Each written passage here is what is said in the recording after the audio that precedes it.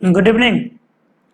अभी जो है हम लोग देखेंगे कुछ क्वेश्चंस जो कि बैंक के एग्जाम के दृष्टिकोण से जो है इम्पोर्टेंट है ना, वैसे क्वेश्चंस जो बैंक के एग्जाम में पूछे जाते हैं उस तरीके के क्वेश्चन को हम लोग देखेंगे। प्रीवियस ईयर के कुछ क्वेश्चन है आपके सामने, तो आइए उसको जो हम लोग देखते हैं। तो फर्स्ट जो क्वेश्चन हमारे सामने है वो है कि in this question 2 columns 1 and 2 and 3 sentences are given. यहाँ हमारे पास 2 कॉलम है, एक कॉलम देखिए यहाँ है, इसमें 3 सेंटेंस दिए हुए हैं, और दूसरा कॉलम फिर यहाँ है, इसमें भी हमारे पास 3 सेंटेंस दिए हुए हैं। तो कह रहा है कि कॉलम 1 जो है consist of half of each sentence, यानी कॉलम 1 पूरा सेंटेंस नहीं है। कॉलम 1 में जो हमारे पास 3 सेंटेंसेस हैं ये तीनों सिर्फ हाफ हैं, यानी कि पूरा एक सेंटेंस नहीं है, हाफ बचा हुआ है। अब कह रहा है एंड कॉलम बी, ये 2 जो भी है consist of the second half of each sentence, और ये जो सेंटेंस है यहाँ हाफ, इसका जो हाफ बचा है वो है कॉलम 2 में। Match column 1 with column 2। अब कह रहा है कॉलम 1 के जो भी सेंटेंस हैं जैसे ए हैं, बी हैं, सी हैं, तो इनको जो है कॉलम 2 के डी, ई और एफ से मैच कीजिए, और वो क्या होना चाहिए, मैच होने के बाद तो formed are both meaningful and grammatically correct, यानी कि जिससे भी आप जोड़ेंगे वो मीनिंगफुल हो और ग्रामेटिकली सही हो। Choose the option as your answer. अब जो है अपना आंसर के अनुसार से नीचे जो ऑप्शन है इसको चूज करते हैं। आइए देखते हैं। तो ए में जो कॉलम 1 है उसमें ए है कि मोस्ट फार्मर्स डिपेंड ऑन, ज्यादातर फार्मर जो है वो डिपेंड करते हैं। अब इसको बी से आपको जोड़ना है, तो डिपेंड ऑन, यहाँ ऑन प्रीपोजिशन है, फिर यहाँ पर प्रीपोजिशन है, तो ये तो होगा नहीं कि depend on for the past 2 days, यानी कि ये खत्म हो गया।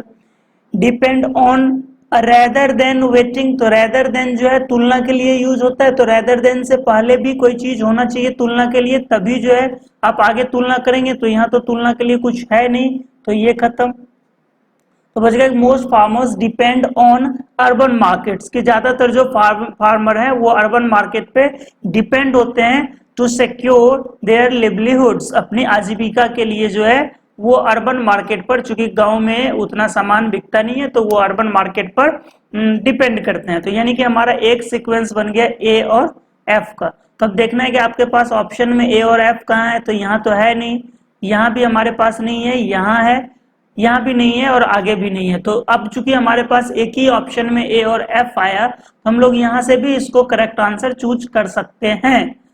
एग्जाम में अगर 2 ऑप्शन आ जाए, मान लीजिए ऐसा हो कि बी में भी यहाँ होता है ए एफ, यहाँ पर बी ई रहता, तो ऐसी स्थिति में फिर हमें आगे देखना पड़ता।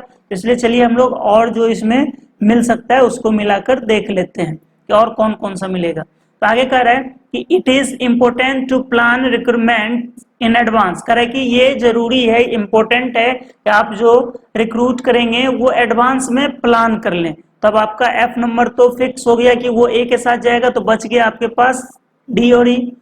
तो फॉर द पास्ट 2 days, तो ये तो मिलेगा नहीं, क्योंकि फॉर द पास्ट 2 days का मतलब हो गया पिछले 2 दिन से हो रहा है, तो ये तो आपका जो है प्रेजेंट परफेक्ट या पास्ट परफेक्ट के स्ट्रक्चर पे फिट होना है, तो ये तो यहाँ पर होगा नहीं। अब बच गया ई, तो अ रेदर देन, तो देखिए it is important to plan recruitment in advance uh rather than waiting, तो अ रेदर देन यहाँ अ का कोई यूज हो नहीं सकता है ना, रेदर देन होगा तो इधर बिफोर, आगे बिफोर, तो ये जो है ग्रामेटिकली सही सेंटेंस नहीं बनेगा, यानी कि बी का किसी के साथ भी, ना तो ई के साथ ना तो एफ के साथ सिक्वेंस होगा। ठीक, अब देखते हैं हम लोग आगे जो बच गया हमारा सी की, सी किसी से जुड़ता है क्या, तो as the city has experienced a continuous downpour, downpour का मतलब हो गया भारी वर्षा, जब किसी क्षेत्र में जो है बहुत ज्यादा वर्षा होने लगती है एक तय सीमा में, तब हम लोग जो है डाउनपोर का यूज कर रहे हैं। तो कह रहा है कि शहर में जो है कंटिन्यूअस जो है वर्षा होते जा रही है, भारी वर्षा हो रही है, तो अब इसको जोड़ना है, तो ये तो ई से जुड़ेगा नहीं, जब भी जुड़ेगा तो इसी से जुड़ सकता है कि फॉर द पास्ट 2 days, की पिछले 2 दिनों से जो है कंटिन्यूअस वर्षा हो रही है, तो the condition of the roads has deteriorated, कि रोड की जो स्थिति है और बदतर हो गई। इसका यूज करते हैं कि जब कोई भी चीज बद से बदतर हो जाए, खराब है और उससे ज्यादा खराब हो जाए, तो यह हमारे पास एक सीक्वेंस आ गया कि सी और डी जो है अगर उस दोनों को जोड़ते हैं तो ये ग्रामेटिकली करेक्ट है और मीनिंगफुल है। तो हमारा एक तो पहले से था ए और एफ, और यहीं से आंसर हो गया था, बट फिर भी हम जोड़ कर देखें तो आगे हमें सी और डी मिला, तो ऑप्शन में भी वही है कि ए एफ और सी और डी। तो उम्मीद है कि ये आप अच्छे से समझे होंगे। इसी तरीके से आपको जो है एग्जाम में बनाना है। नेक्स्ट क्वेश्चन की ओर चलते हैं हम लोग। तो दूसरा भी जो क्वेश्चन है वो सेम है, तो अब हमें डायरेक्शन पढ़ने की जरूरत नहीं है, सब कुछ वही लिखा हुआ है। तो सीधे हम लोग क्वेश्चन पे आते हैं। तो एक कह रहा है कि what you see typically in a workplace is that. आप जो एक वर्क प्लेस पे देखते हैं वो क्या देखते हैं। तो अब डी, ई और एफ से इसको हम लोग जोड़कर देखते हैं। तो दैट चूंकि एक कंजंक्शन है और बी का जो स्ट्रक्चर है, जैसे आप बोलते हैं व्हाट आई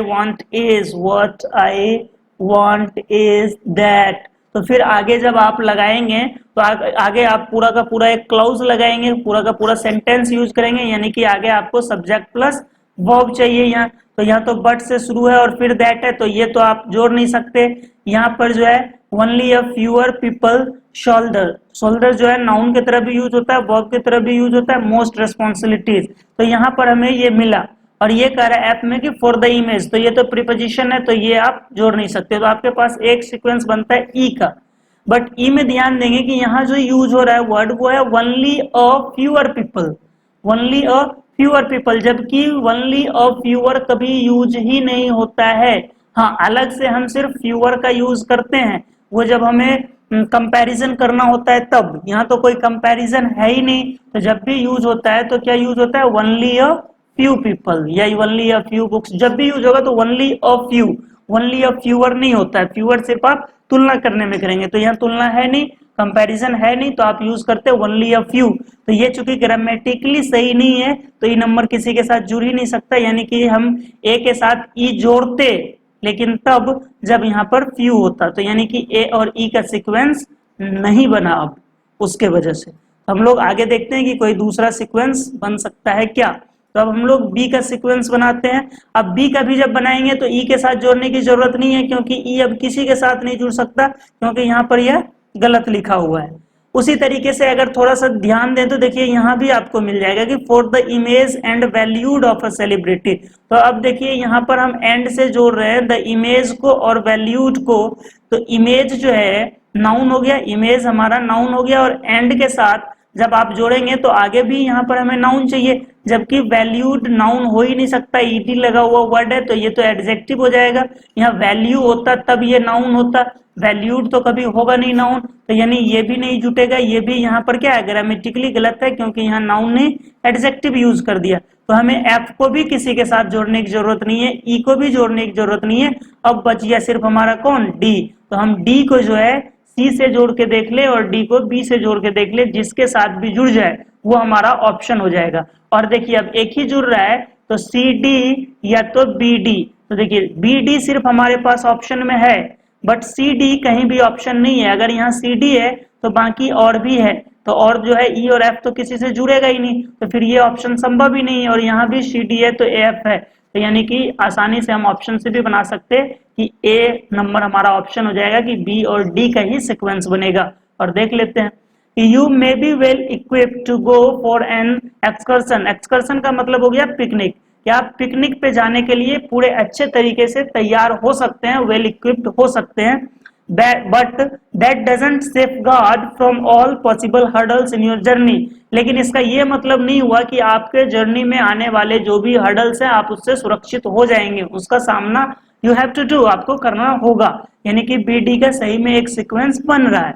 सी में कह रहा है कि more often than not it is the P R that is responsible. तो रिस्पॉन्सिबल के साथ फिर but that doesn't safeguard sequence, ये मीनिंग ही नहीं देगा कुछ, तो यानी कि हमारा कौन सा हो गया, बी और डी। तो इस तरीके से यदि आप सेंटेंस को समझेंगे तो आसानी से एक दूसरे को कनेक्ट कर पाएंगे। चलिए हम लोग नेक्स्ट क्वेश्चन की ओर बढ़े। तो नेक्स्ट क्वेश्चन भी हमारा सेम ही है, वही है, मैच करना है दोनों कॉलम को। तो चलिए देखते हैं। तो ऐसा है कि ऊपर देखने से भी पता चल गया कि एक बार आप जो है जब कॉलम 2 देख रहे हो तो ये देख लें कि क्या ये ग्रामेटिकली सही है या नहीं है, इस पर भी चर्चा कीजिए। ये नहीं कि सिर्फ दोनों को मिला दीजिए और लगभग मीनिंग आ रहा होगा लगभग में कि चलो इसका ऐसा मोटा मोटी मीनिंग है तो आंसर लिख देंगे, नहीं, ये देखना है कि ग्रामेटिकली वो सही है या नहीं, चूंकि लगभग मीनिंग का कहने का मतलब ये है कि यदि आप बोल देंगे कि आई गोइंग टू मार्केट, तो ये भी लगभग मीनिंग दे देता है। आई गोइंग टू मार्केट कहने के बाद ये समझ में आ जाती है कि बंदा जो है यह कह रहा है कि मैं बाजार जा रहा हूँ, बट ग्रामेटिकली देखें तो ये गलत है, क्योंकि यहाँ पर एम होना चाहिए। यदि हम बोलेंगे सन राइजेस ईस्ट, तो ये मीनिंग जो है मोटा मोटी तौर पर समझ सकते हैं कि बंदा कहना चाह रहा है कि सूरज जो है पूरब में उगता है, बट ग्रामेटिकली देखें तो यहाँ क्या होगा कि the sun rises in the east. तो इस तरीके से आपको सिर्फ ये नहीं देखना है कि मीनिंग ये मोटा मोटी दे रहा है या नहीं, आपको जो है उसके ग्रामर को, कॉन्सेप्ट को भी देखना है कि इसमें जो है ग्रामर सही से यूज हो रहा है या नहीं। तो चलिए देखिए कि determining and planning your staff needs, कि डिटरमाइनिंग और प्लानिंग आपके स्टाफ का वो जो है नीड, जरूरत है उसको, तो नीड इज क्रूशियल फॉर हो नहीं सकता है, needs a must for business कोई सेंस ही नहीं दे रहा है, नीड्स फॉर बोथ तो ये तो जुड़ ही नहीं रहा है किसी से। द स्टडी, एक मिनट कहाँ चला गया, sorry, the study documents the impact of corruption, तो स्टडी जो है वो बताता है करप्शन के इम्पैक्ट को, इम्पैक्ट ऑफ करप्शन। तो इम्पैक्ट के बाद हम ये चीज जानते हैं कि किसी चीज पर इम्पैक्ट पड़ता है, यानी कि इम्पैक्ट ऑन समथिंग और समबडी। इम्पैक्ट अपने साथ प्रीपोजिशन लेगा क्या, ऑन की, जिस चीज पर प्रभाव पड़ेगा वहां इम्पैक्ट ऑन होना चाहिए। तो अब देखिए कहीं पर भी ऑन है ही नहीं ना, यहां पर यदि ऑन होता कि इम्पैक्ट फॉर के बदले ऑन बोथ, फिर यहाँ स्मॉलर एंड लार्जर लगाने की जरूरत नहीं है क्योंकि कोई तुलना नहीं है, तो स्मॉल एंड लार्ज। तो यहां पर यदि ऐसा होता कि documents the impact of corruption on both small and large sized firms, तो ये सही हो सकता था, बी और एफ का सीक्वेंस बन सकता था। बट चूंकि एफ ग्रामेटिकली सही नहीं बनेगा, उसके साथ इम्पैक्ट ऑन लेता है, यहाँ 4 है तो हम लोग इसको नहीं जोड़ेंगे। सी को जोड़ के देखते हैं किसी से, कि acquiring quality certificates and patent is, अब इज के बाद फिर इज लगाना कहीं से सही नहीं होगा, तो डी तो जुड़ेगा नहीं उसके साथ, और एफ तो गलत है, या फिर इसमें मिला के देख लेते हैं कि acquiring quality certificates and patent is for both smaller and large size firms, तो गलत हो जाएगा। यहां से ये मीनिंग देगा कि इज अ मस्ट, मस्ट जो है एक नाउन के तरह भी यूज होता है ना, मस्ट जो है एक नाउन के तरह भी, कोई भी चीज अगर वो जरूरी है तो आप, मस्ट एक मॉडल है वो आप जानते हैं, बट मस्ट जो है एक नाउन भी होता है, मस्ट का मतलब हो जाता है कि ये चीज करना जरूरी है। इज अ मस्ट यानी कि एक जरूरी काम है फॉर बिजनेस, बिजनेस के लिए, कंपनीज के लिए, in order for them to safeguard their product, यदि वो जो है अपना प्रोडक्ट सेफगार्ड करना चाहते हैं, अपने प्रोडक्ट को सुरक्षित रखना चाहते हैं, तो ये चीज जरूरी है। यानी सी का एक सीक्वेंस बन गया किससे, तो सी का ई से बन गया, तो सी और ई, तो सी और ई हमारे पास ऑप्शन में है डी में, तो हम यहां से ऑप्शन ये चूज कर सकते हैं। नेक्स्ट क्वेश्चन की ओर हम लोग बढ़ते हैं। तो फोर्थ जो हमारा क्वेश्चन है ये भी सेम है कि आपको वही करना है, कॉलम जो है आपका मैच करना है। तो चलिए देखते हैं। फर्स्ट है कि skilled supervisor is an effective communicator, अब इसको जोड़ना है। तो कम्युनिकेटर के साथ particles the neutron with James Chadwick found, तो ये तो केमिस्ट्री की बात आ गई, न्यूट्रॉन प्रोटॉन की बात आ गई, तो ये तो इससे जुड़ने वाला है नहीं। Problem solving and employee motivating, तो अब देखिए यहां पर अगर हम इसको जोड़ेंगे, इसके गुण को बताएंगे, तो कह रहा है an effective communicator, an effective communicator, तो कम्युनिकेटर जो है नाउन है, तो जब अब आप अगर उसके जो भी गुण को बताएंगे, एडजेक्टिव से बता रहे थे तो एडजेक्टिव का यूज करेंगे। अगर आप बोलेंगे तो he is a smart, handsome, dashing, तो जो भी होगा वो एडजेक्टिव ही होगा। ऐसा नहीं बोल सकते कि he is a smart, handsome, teacher, dancer, ऐसा नहीं। हाँ, यदि आप बोलेंगे कि ही इज अ टीचर, तो उसमें फिर नाउन से बना रहे हैं, तो टीचर, डांसर, सिंगर, तो सिर्फ नाउन लगाएंगे। तो या तो नाउन से आप आगे बढ़ेंगे या तो एडजेक्टिव से लगाएंगे, तो जो भी लगाएंगे कोई एक ही। तो यहाँ पर जब कम्युनिकेटर है, नाउन है, तो यहाँ पर भी आगे जब हम बढ़ते तो क्या होना चाहिए था, problem solver and employee motivator, employee motivator, तो ऐसा होता तब ये सही होता है। यहाँ तो प्रॉब्लम सॉल्विंग है और एम्प्लॉय मोटिवेटिंग है, यानी ए का जो है कनेक्शन यहाँ से भी नहीं है और बाकी से तो नहीं होगा, यानी ए किसी से जुड़ नहीं सकता, तो ए वाला ऑप्शन पहले हटा देते हैं, है ना। अब आगे देखिए, the fundamental right to asylum for, the fundamental right to asylum for, particles वाला तो होगा नहीं, फिर यहाँ पर जो है फॉर है तो फॉर के साथ फॉर होगा नहीं, for the politically prosecuted knows no upper limit, तो फोर और फोर होगा नहीं। सी में देखते हैं कि they had long suspected the existence of a neutral atomic, तो जब भी जाहिर सी बात है एटॉमिक वाला आया है तो ये न्यूट्रॉन की बात करेगा, बट यहाँ पर एक चीज ध्यान देना है कि न्यूट्रल एटॉमिक पार्टिकल्स आगे अगर हम यूज करें तो ये गलत हो जाएगा, क्योंकि यहाँ पर अ लगा हुआ है, तो जब यहाँ अ लगा तो आने वाला नाउन हमें सिंगुलर चाहिए, प्लुरल नहीं चाहिए, तो हमें तो यहाँ पार्टिकल चाहिए, पार्टिकल्स नहीं चाहिए, और हमारे पास ऑप्शन में पार्टिकल है, तो यहाँ कोई भी सीक्वेंस हमारे पास सही नहीं हुआ, है ना। तो और ऑप्शन में है नहीं कि ऐसा कोई भी सही नहीं है, तो हो सकता है यहाँ पर, अब जैसे कि ए तो जुड़ ही नहीं सकता है उसके साथ, ए में तो बहुत गलती है, ए और ई का कॉम्बिनेशन होता बट बहुत गलती है, संभव नहीं है। डी का कॉम्बिनेशन जो है, सी से डी का कॉम्बिनेशन हो सकता था जब यहाँ पर एस लगा हुआ नहीं होता, और बी का कॉम्बिनेशन एफ से हो सकता था यदि दोनों में से कहीं एक ही जगह फॉर होता, तो हो सकता है कि क्वेश्चन टाइप करने में प्रॉब्लम आ गई हो, इस बात के लिए मतलब ये नहीं किया जा सकता क्योंकि कोई ऑप्शन नहीं है। तो यदि हम पार्टिकल्स में से एस को हटा दें तो हमारा ये सीक्वेंस कौन सा, सी और डी का, ये भी सही हो जाएगा, ठीक है। तो हमारा या तो ऑप्शन हो सकता है डी, या फिर यदि हम यहां से फॉर दोनों में से किसी एक में ही रखें, the fundamental right to asylum for the politically prosecuted knows no upper limit, तो इस दोनों में कोई एक ही फॉर रखें तो ये हो सकता है बी और एफ हो सकता है, ठीक है।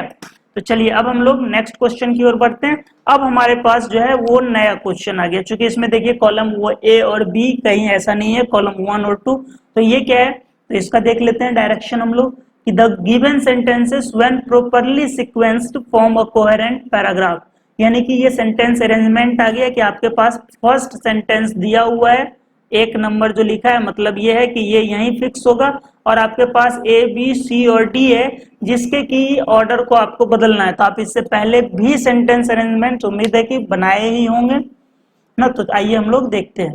कह रहा है worthless currency is not necessarily useless, कि एक टर्म दिया है कि वर्थलेस करेंसी, कि जो करेंसी वर्थलेस करेंसी जिसको हम बोलते हैं, इसका ये मतलब कदापि नहीं है कि ये यूजलेस भी है, वर्थलेस जरूर है। देखिए वर्थलेस और यूजलेस में अंतर हो गया, वर्थलेस का मतलब हो गया कि इसका कोई वैल्यू नहीं है, इसकी कोई कीमत नहीं है, और यूजलेस हो गया कि इसका कोई यूज नहीं है। अब जैसे कि 1000 का नोट जो है वर्थलेस हो गया, इसका कोई वैल्यू नहीं है, आप मार्केट में जाएंगे तो इससे कुछ नहीं होगा, तो इसका ये मतलब नहीं है कि ये यूजलेस हो गया, इससे और जो काम है, जैसे कि देखेंगे जिस वक्त जो है 1000 और 500 के नोट बंद हुए थे तो बहुत सारा जो है वो सब मेम्स बन के वो शेयर हो रहा था कि लोग 1000 और 500 के नोट में जो है झालमुड़ी दे रहे थे, तो कहीं कोई बादाम दे रहा था, तो यूज तो हो ही रहा है, अलग क्षेत्र में यूज हो रहा है, बट वो यूज तो कहीं ना कहीं हो ही रहा है, ऐसा नहीं कि बिल्कुल यूज नहीं। तो वही चीज यहाँ कह रहा है कि worthless currency is not necessarily useless, it can be a pointed way of shaming someone who asks for a bribe, कह रहा है कि ये एक पॉइंटेड वे हो सकता है, यानी एक क्लियर वे हो सकता है किसी को शेम शर्मिंदगी महसूस कराने का, who asks for a bribe, bribe मतलब घूस, जो आपसे घूस मांगता है। आगे कह रहा है कि the members of the fifth pillar, पांचवा पिलर जो है, और पांचवा पिलर किसकी चर्चा हो रही है, तो the group which founded the anti bribery campaign that launch the note, anti मतलब पांचवा पिलर यानी वो ग्रुप जिन्होंने की एंटी ब्राइबरी, ब्राइबरी के खिलाफ में, घूस के खिलाफ में जो कैंपेन चलाया और जो लॉन्च किए नोट्स, कॉल्स देम, वो उन नोट को बोलते हैं या उस चीज को बोलते हैं नॉन वायलेंट वेपन, की ये जो है हमारा एक अहिंसात्मक हथियार है, ऑफ नॉन कोऑपरेशन, और सहयोग का। दे लुक रफली लाइक 50 रुपी नोट्स, वो जो है 50 रुपये के नोट की तरह दिखते हैं। And people are encourage to hand them to corrupt officials, और लोगों को इनकरेज किया जाता है कि वो जो है करप्ट ऑफिसर्स को वैसे नोट दें। Signalling resistance to sleaze, sleaze का मतलब होता है कि कोई भी काम में डिसऑनेस्टी या इलीगल तरीके से, डिसऑनेस्ट या इलीगल वे में जब आप कोई काम करते हैं गलत तरीके से, तो स्लीज होता है कि स्लीज के विरोध में। That is the thinking behind 0 rupee notes. अब देखिए नोट का एक प्रकार दिया, एक नाम दिया कि 0 रुपी नोट्स। एक 0 रुपी नोट है जो कि एंटी करप्शन इंडियन गिमिक है। गिमिक का मतलब क्या होता है? एक तरीके से षड्यंत्र, कि जो एक षड्यंत्र है और अब जो है पूरे दुनिया का ध्यान अपनी ओर खींच रहा है। तो अब देखिए कैसे हम लोग इसको अरेंज करते हैं कि वर्थलेस करेंसी जो है इज नॉट नेसेसरली यूजलेस, कि वर्थलेस करेंसी जरूरी नहीं है कि क्या है, यूजलेस। इट कैन बी, तो ये जो इट है ये किसके लिए यूज हो रहा है? वर्थलेस करेंसी के लिए, कि it can be a pointed way. क्या हो सकता है एक पॉइंटेड वे शेम करने का जो ब्राइब मांग रहा है? तो वही कि वर्थलेस करेंसी एक तरीका है जिससे कि आप ब्राइब मांगने वाले लोगों को शर्मिंदा कर सकते हैं। और यही थिंकिंग रहा, that is the thinking behind the 0 rupee notes. तो देखिए एक नाम दिया गया पार्टिकुलर, वर्थलेस करेंसी जो कि यहाँ बोला जा रहा था उसको एक पार्टिकुलर नाम दिए हम लोग।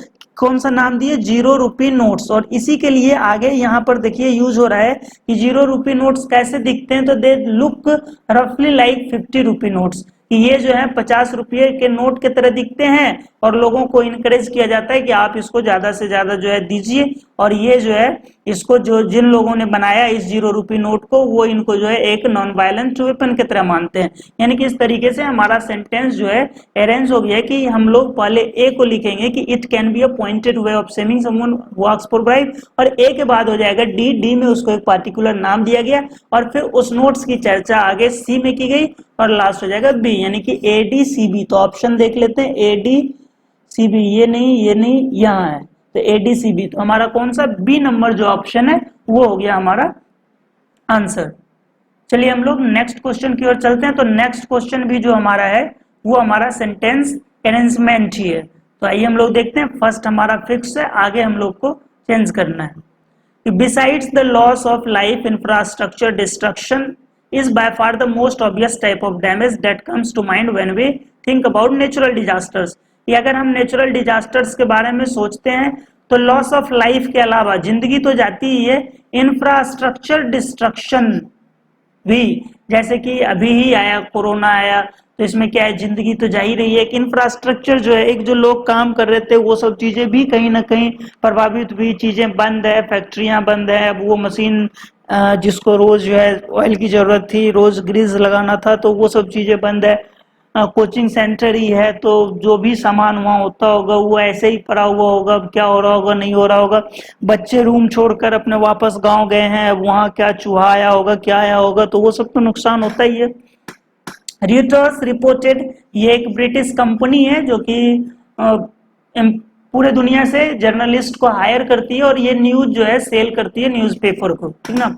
तो रिपोर्टेड दैट, वो रिपोर्ट किए हैं कि after a series of earthquakes, ये लगातार अर्थक्वेक जो जापान में आया, तो factories for manufacturers like Sony, Honda and Toyota were closed. कि उससे क्या हुआ कि मैन्युफैक्चरिंग जो कंपनियां थी जैसे सोनी है, होंडा है, टोयोटा है, ये सब बंद हो गया। 10 इस प्रकार one of the biggest problems for areas affected by natural disasters is business disruption. कि नेचुरल डिजास्टर से जो प्रभावित होने वाले एरिया हैं वहां पर एक बहुत बड़ा प्रॉब्लम है कि बिजनेस उनका खत्म हो जाता है। In today's increasingly interconnected, interconnected मतलब हो गया जो कि एक दूसरे से जुड़ा हुआ है, इधर से आपस में जुड़ा हुआ है। तो ऐसी इकोनॉमी जो इंटरकनेक्टेड है, इंडिया में क्या हो रहा है इसका असर अमेरिका में पड़ रहा है, अमेरिका में क्या हो रहा है इसका असर इंडिया में पड़ रहा है। तो ऐसे दौर में द इकोनॉमिक फॉल आउट, यदि हमारी इकोनॉमिक जो है फॉल आउट क्या हो गया कि किसी भी सिचुएशन का एक बैड रिजल्ट आता है, तो यानी यदि हमारी इकोनॉमी खराब होती है from a natural disaster is rarely relegated, relegate का मतलब होता है किसी चीज को नीचे करना, to the geographic area that it hits. तो ये जो है एक खास ज्योग्राफिक एरिया को ही नहीं करती है सिर्फ, इट इनफैक्ट वास्तव में even natural disaster that take place thousands of miles away can shake up your portfolio here at home. तो ऐसा नहीं है कि अमेरिका में भूकंप आया, अमेरिका में सुनामी आई, अमेरिका में कुछ हुआ, चाइना में कुछ हुआ, जापान में कुछ हुआ तो सिर्फ वहीं के लोग प्रभावित हो रहे हैं, बल्कि आप जो मीलों दूर बैठे हैं यहाँ के लोग भी प्रभावित होंगे। अगर अब अमेरिका में आईफोन की कंपनी बंद हो जाए, भगवान न करे ऐसा हो, बट अगर बंद हो जाए तो इंडिया के लोगों के लिए भी प्रॉब्लम होगी। तो जहां जो चीज है, फेसबुक बंद हो जाए, हाँ, तो कैसे फिर लोग होगा, टिकटॉक बंद हो जाए तो लोग मुजरा कैसे करेंगे यहाँ ना। तो इस तरीके से हर लोग प्रभावित होते हैं, सिर्फ ऐसा नहीं है कि वहीं के लोग प्रभावित होते हैं। With road communication infrastructure and building damage common after sizeable disasters, it's not uncommon for local businesses. जैसे रोड प्रभावित होता है, कम्युनिकेशन इंफ्रास्ट्रक्चर बिल्डिंग ये सब तो होते हैं, कॉमन है, बट ये भी अनकॉमन नहीं है, not uncommon, that means it is also common for local business to be shut down, यानी बिजनेस भी बंद हो जाते हैं for sometimes after the aftershock shuttle. Aftershock ये जो है भूकंप में आता है, ये बात तो तय है, क्योंकि आफ्टर शॉक भूकंप में धरती हिलती है तो उसके बाद की बात करते हैं कि उसमें जो है बिजनेस भी बंद हो जाता है। तो अब हम लोग चारों सेंटेंस को तो पांचों को समझ लिया, अब अरेंज कैसे करना है तो ये देखते हैं। तो देखिए पहला जो है चर्चा कर रहा है नेचुरल डिजास्टर की, दूसरा नंबर जो है एक रिपोर्ट की बात कर रहा है कि जिसमें कि अर्थक्वेक अगर आया तो उससे सोनी, होंडा और टोयोटा परेशान हुआ।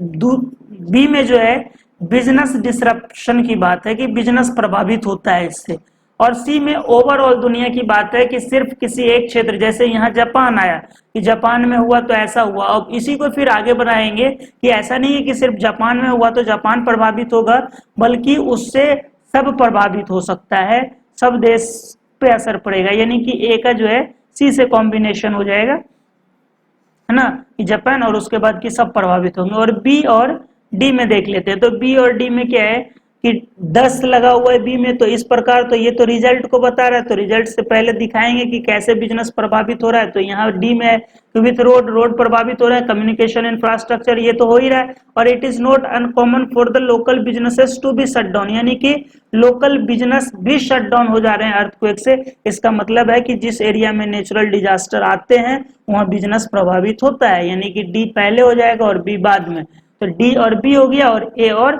सी हो गया हमारा सीक्वेंस। तो क्या हो जाएगा कि डी, बी, ए और सी, चूंकि ए सी जो है ओवरऑल रिजल्ट दे रहा है तो इसको हम लोग लास्ट में यूज करेंगे।